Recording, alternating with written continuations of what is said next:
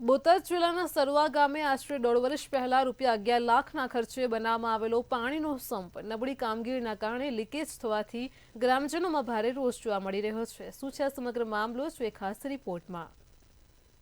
બોટાદ જિલ્લાના સરવા ગામે આશરે 1.5 વર્ષ પહેલા ₹11 લાખના ખર્ચે બનાવવામાં આવેલો પાણીનો સંપ એટલે કે ટાંકી નબળી કામગીરીના કારણે લીકેજ થવાથી ગ્રામજનોમાં રોષ જોવા મળી રહ્યો છે।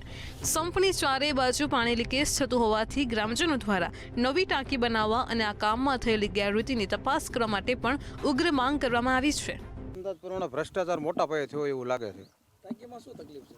ટાંકીમાં પાણી ભરો એટલે પાણી રહેતું નથી અને બધી બાજુ પાણી નીકળે છે અને આ ટાંકી અમારા ગામની માટે ઉપયોગી ટાંકી હતી, પણ આ ગામ રહ્યું અડધું પોણું ગામ અને અત્યારે તમે જુઓ તો બધી કોરથી પાણી જાય છે અને પાણી ખરેખર ટકતું નથી અને હાલમાં એવું લાગે છે કે આમાં કંઈક ભ્રષ્ટાચાર થયો એવું તો દેખાય છે। એમ કેટલા સમયથી આ ટાંકી શરૂ કરી? આ ટાંકી બની એનો તો લગભગ 1 વર્ષ જેવું થવા આવ્યું।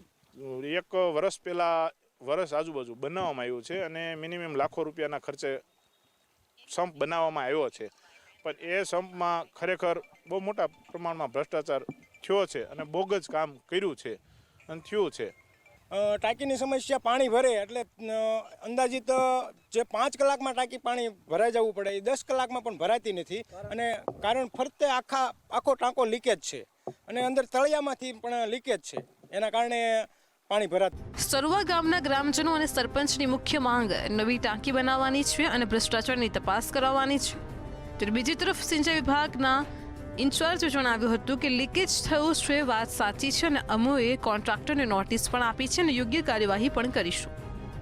એ એક સંપ બનાવવામાં આવ્યો છે, એમાંથી લીકેજ થાય છે, એના માટે આપણે અગાઉ નોટિસ આપવામાં આવેલી છે અને અત્યારે ફરીથી રજૂઆત થઈ છે, એ માટે કાર્યવાહી શરૂ છે।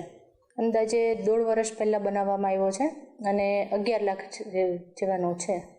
ગ્રામજનોના આક્ષેપ પછી અમારી ટીમે જિલ્લા પંચાયતનો સંપર્ક કર્યો હતો। જિલ્લા પંચાયતના સિંચાઈ વિભાગના ઇન્ચાર્જે સરવા ગામે સંપમાં લીકેજ થયો હોવાની વાત સ્વીકારી હતી અને તેમણે જણાવ્યું હતું કે આ મામલે યોગ્ય કાર્યવાહી પણ કરવામાં આવશે।